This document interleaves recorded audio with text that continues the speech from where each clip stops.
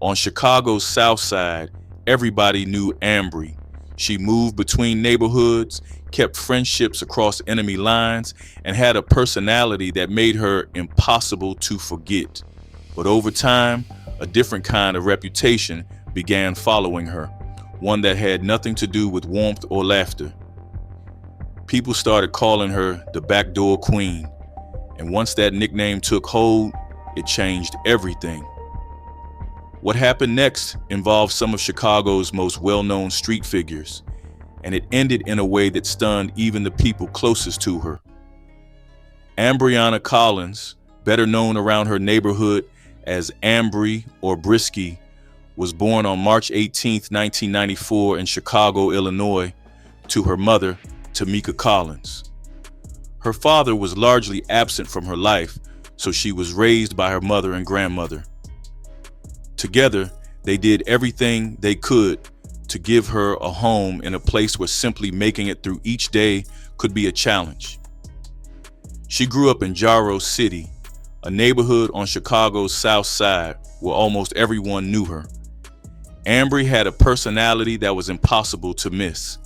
She was funny, loud, outgoing, and had a way of making people laugh even during the hardest times. Friends and neighbors remembered her as someone who could light up a block just by showing up. To understand Ambry's story, it helps to understand the streets that raised her. Jarrow City was closely connected with STL, EBT, short for St. Lawrence and Eberhard. The two neighborhoods shared deep ties, and many of the people who would later become well known in Chicago's drill scene came from that circle. Names like FBG Duck, KI, FBG Cash, and FBG Brick all came from those streets. Although Ambry was from Jarrow City, she spent just as much time in STL EBT, where many of her closest friends lived. At the same time, she was cool with people from other neighborhoods too, including THF, also known as Trigger Happy Family. THF had been building its reputation since the early 2000s around 46th and Woodlawn and 44th and Wells. On those blocks, respect wasn't handed out, it had to be earned. The group was known for operating more like a family than a traditional gang.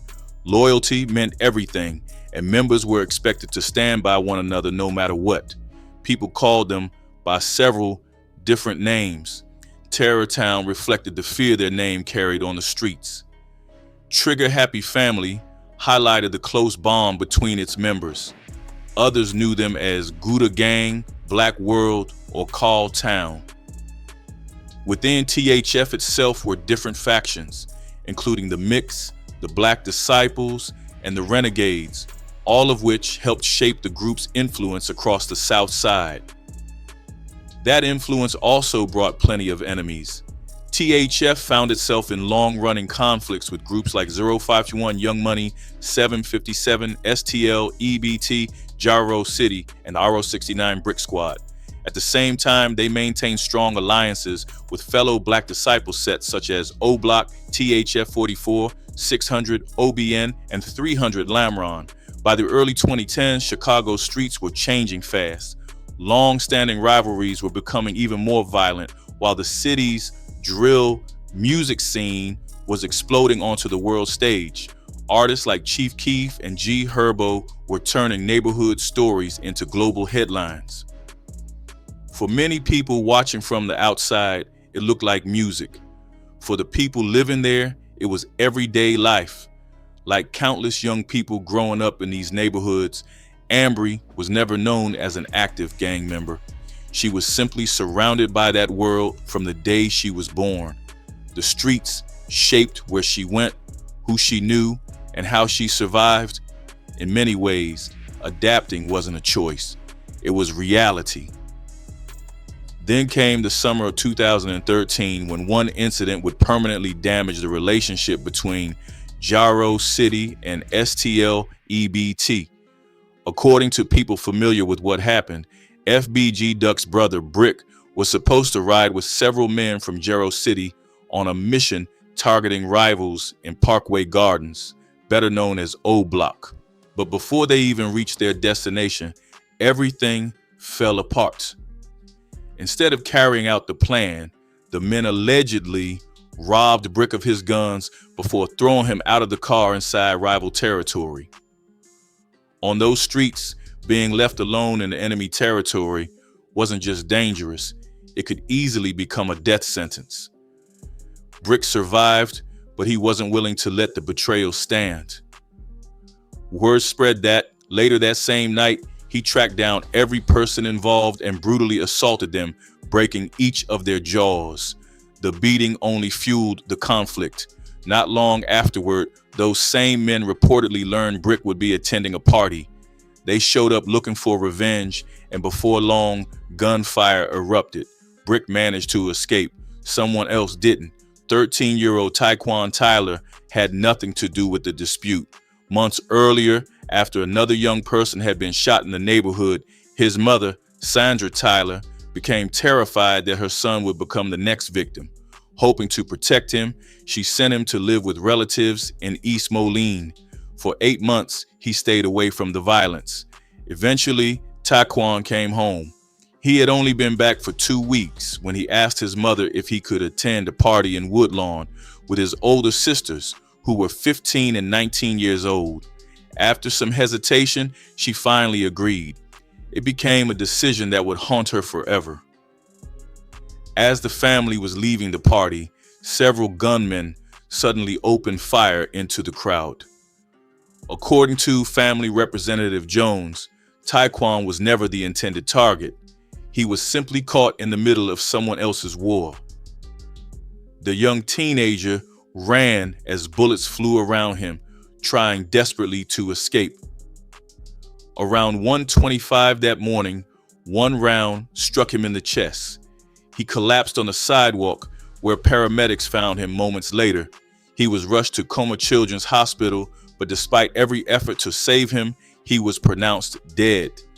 An autopsy later confirmed that the gunshot wound to his chest had claimed his life, and his death was officially ruled a homicide.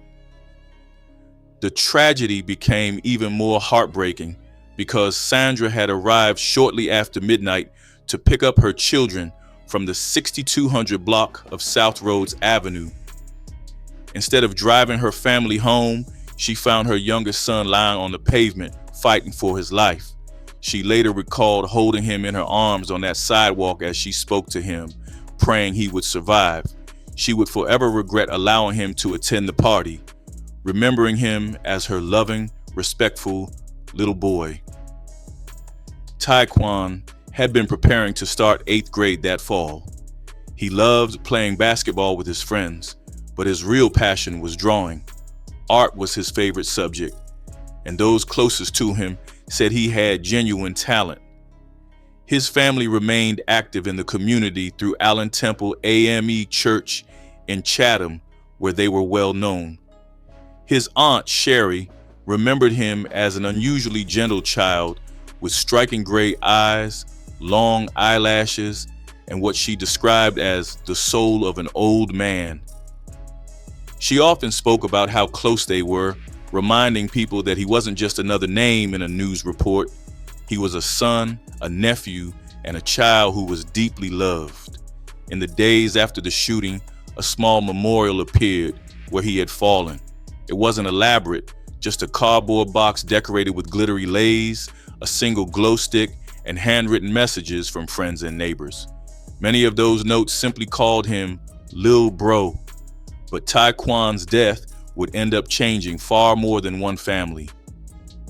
As grief turned into anger, his name became the symbol of a new chapter in Chicago's street conflicts. In his memory, members of STL-EBT created a new faction known as Taekwon World, or TW. Over time, that name would become known across the city, eventually led by one of Chicago's most infamous female shooters, Gakira K.I. Barnes.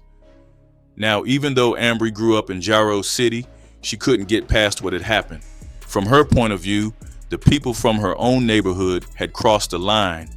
Leaving FBG Brick stranded in the middle of O Block was one thing, but coming back to settle the score at that party led to something even worse.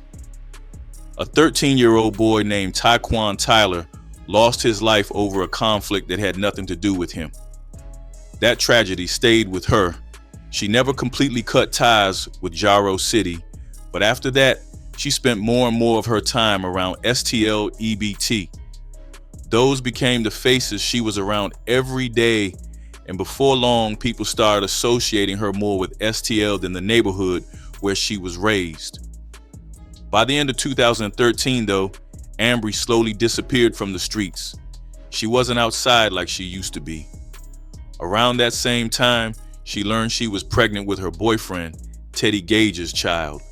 When their son, Angelo, was born in 2014, her priorities changed overnight. Everything became about her little boy. She picked up 2 jobs and worked non-stop to make sure Angelo never went without. Even after her relationship with Teddy came to an end, she encouraged him to stay involved in their son's life. Growing up without her own father had taught her how important that relationship could be, and she didn't want Angelo to experience the same absence she had. As the years passed, Ambry became one of the most recognizable women connected to STL-EBT. She was well known throughout 63rd Street, and people genuinely liked having her around.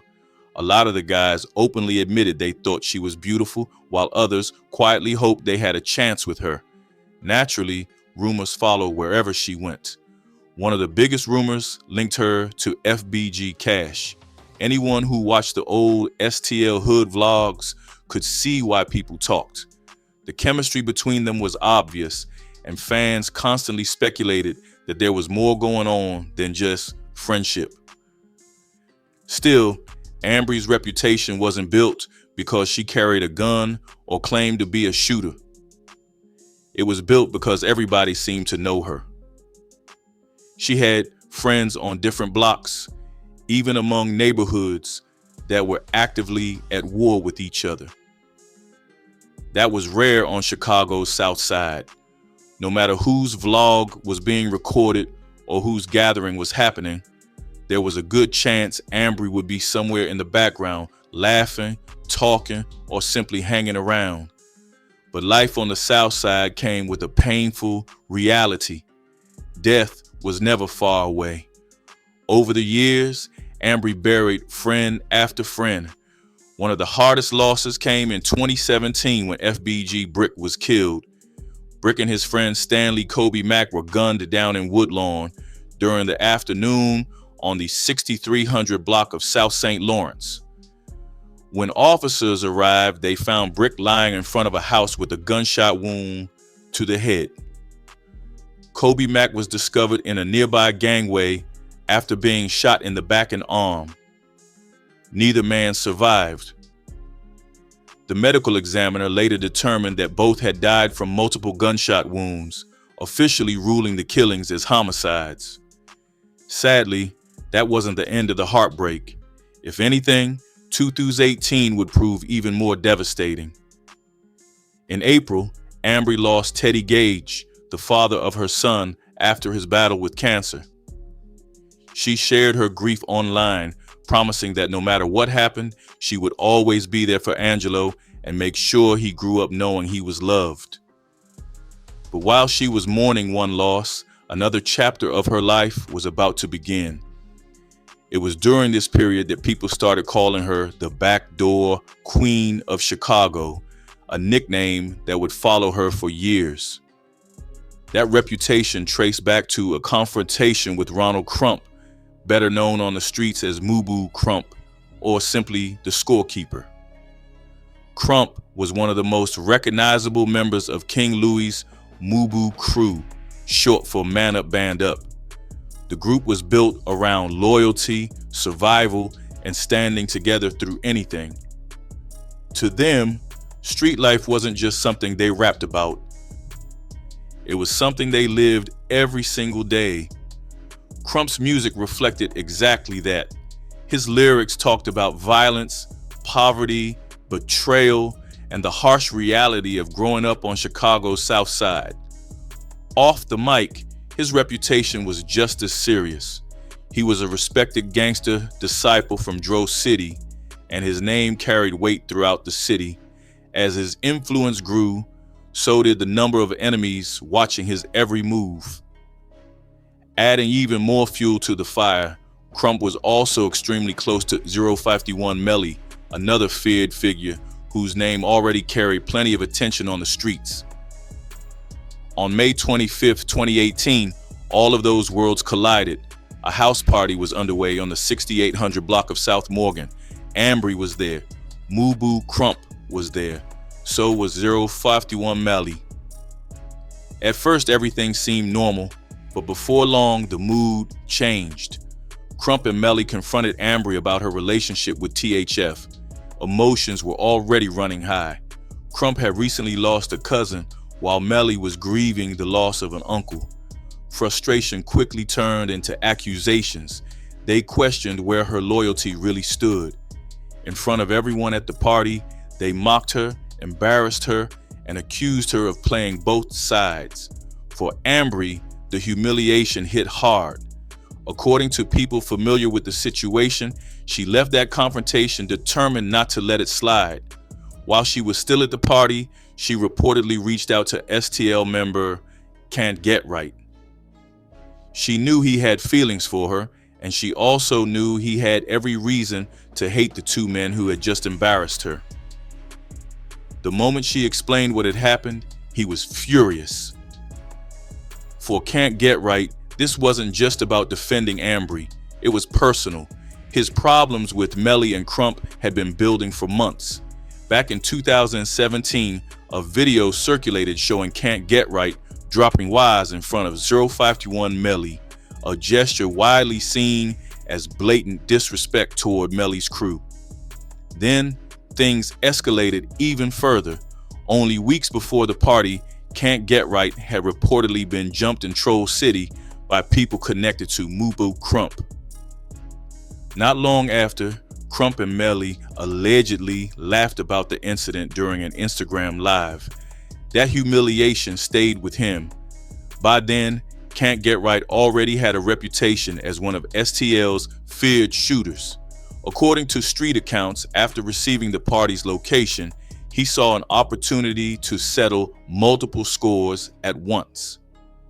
Later that night, Melly and Crump stepped outside to take pictures near an alley. They had no idea someone was already waiting. Gunfire suddenly erupted. Bullets tore through the alley as people scattered in every direction. Crump was struck 4 times, twice in the arm and twice in the torso. Melly was hit 6 times and even suffered a graze to the head. Crump died from his injuries after being taken to the hospital. Against all odds, Melly survived. The investigation quickly moved forward. Just 3 days later, police arrested Can't Get Right in connection with the shooting, but he was released shortly afterward. Then, roughly 10 days later, FBG Wooski was arrested after investigators reportedly recovered the firearm linked to Crump's killing. As Melly recovered, stories about him only grew. People started calling him untouchable because he had survived yet another assassination attempt. His reputation only became bigger, and many believed he had become even more fearless afterward. Not long after the shooting, another rumor began spreading through the streets. According to that story, Jarrow City members Motor and Side pulled Melly aside and told him that Ambry had been the person who leaked the party's location. When Ambry heard those rumors, she felt betrayed. She came from Jarrow City herself. From her perspective, Motor and Side had practically signed her death warrant by putting that information in Melly's ear. But Ambry wasn't the only person now living with a target on her back. Can't Get Right had one too. On June 15, 2018, violence caught up with him. Around 9:50 that night, Can't Get Right and another man, Troy Hampton, was standing outside a business in the 400 block of East 63rd Street when a gunman suddenly opened fire. Police said Hampton was shot once in the chest. Can't Get Right was hit multiple times in the chest. Both men were rushed to the University of Chicago Hospital, but neither survived. Investigators believed Can't Get Right was the intended target, while Hampton, who lived nearby in Chicago Heights, was simply an innocent man caught in the crossfire. Years later, his killing remains one of the most debated shootings connected to Chicago's drill era. Two main theories continue to dominate conversations online. The first points toward Weak City. Supporters of this theory believe the killing was connected to the ongoing war between Black disciples and gangster disciples.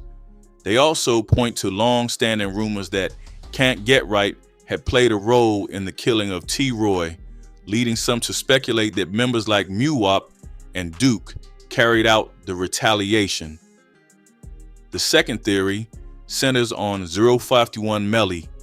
According to that version of events, Melly personally sought revenge for the death of his close friend Mubu Crump. Some versions of the story even claim a Dro City member accompanied him during the attack. To this day, no definitive public evidence has settled the debate, leaving the case surrounded by speculation and street rumors that continue to be argued years after the bullets stopped flying. After Can't Get Right was killed, Ambry publicly mourned him on social media. But behind those posts, people close to the situation claimed she was living in fear. Rumors on the street said she believed 051 Melly was responsible for Can't Get Right's death. If that was true, then she worried she might be next. In her mind, the blame didn't stop with Melly. She reportedly held Motor Inside responsible for putting her in that position. According to street rumors, they were the ones who told Melly she had leaked the location that led to the attack on him and Mubu Crump. Whether those claims were true or not, that's what many people on the streets believed. Instead of confronting them, Ambry allegedly played it smart. She continued acting friendly around Motor Inside, giving them no reason to think anything had changed. On the surface, everything looked normal. But according to long-standing street stories, she hadn't forgotten what she believed they had done. Then came January 2019. Another rumor started making its way through Chicago's South Side. This time, people claimed Ambry had allegedly orchestrated another backdoor, but unlike before, the targets were from her own neighborhood, Motor Inside, the same two men she believed had painted a target on her back. According to Chicago police, on January 3, 2019, both men were sitting inside a gray Dodge Avenger in Bronzeville near the 5000 block of South Indiana Avenue when someone suddenly opened fire just before 1 o'clock in the afternoon. Side, who was behind the wheel, was shot in the chest. Motor was struck in the face. Neither survived. Police and the Cook County medical examiner confirmed both men were pronounced dead at the scene. But what made the shooting even more shocking was who else was inside that car. Ambry. She was sitting with them when the bullets started flying. Somehow, she wasn't hit once. Detectives questioned her afterward as a witness, but her survival only fueled the rumors already spreading through the city. By then, people had already started calling her the Backdoor Queen of Chicago. Whether the nickname was deserved or not, it was becoming part of her reputation. Street gossip painted her as someone who lured people into deadly situations. After Motor Inside were killed, those rumors only grew louder. Then came social media. Ambry posted messages mourning both men, but many people felt the tone of her posts was strange. Some included laughing emojis and repeated references to laughing out loud. She also shared rap lyrics about attractive women setting men up in the streets. Friends who knew her personally argued that people were reading too much into it. They said she had always had a dark sense of humor and often joked in ways outsiders didn't understand. But on Chicago's South Side, perception could be just as dangerous as reality. Once a certain image followed someone, it only took one person to believe the rumors for deadly consequences to follow.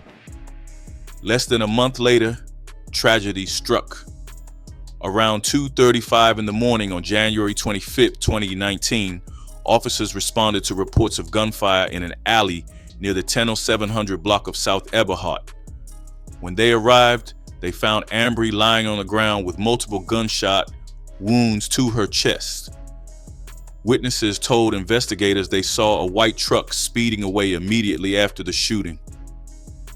Despite emergency responders' efforts, Ambry was pronounced dead at the scene roughly 15 minutes later.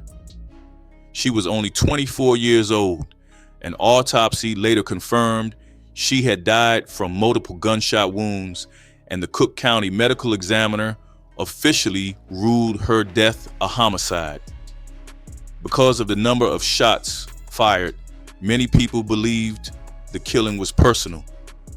Almost immediately, street rumors pointed toward 051 Melly. According to one version of events, he had finally gotten revenge for the attack that killed Mubu Crump and nearly took his own life. But that was only one theory. Others completely rejected that story. They argued Melly had nothing to do with Ambry's death and believed the shooting was actually the result of a domestic dispute that escalated into murder. To this day, no public evidence has definitively confirmed either version. Then, just months later, the violence came full circle. In September 2019, 051 Melly attended a crowded house party inside an apartment building on the 6100 block of South St. Lawrence Avenue, right in the heart of Haro City territory. The building was packed. People were talking, laughing, and enjoying the night, unaware that someone inside was allegedly waiting for the perfect opportunity. Without warning, gunfire erupted. The party instantly turned into chaos as everyone rushed for cover. Videos recorded afterward showed Melly lying on the floor, critically wounded. He was rushed to the University of Chicago Medical Center, but died from his injuries. Almost immediately, rumors swept through Chicago. Many people pointed to Taekwondo World member Nate 007 as the alleged shooter. One popular story claimed the attack was retaliation after Melly had allegedly fired into Nate's home while his girlfriend and child were inside. Others believed the motive was much more personal. Some even claimed it was delayed revenge for Ambry's death. Like so many stories from Chicago's drill era, separating fact from street rumor has never been easy.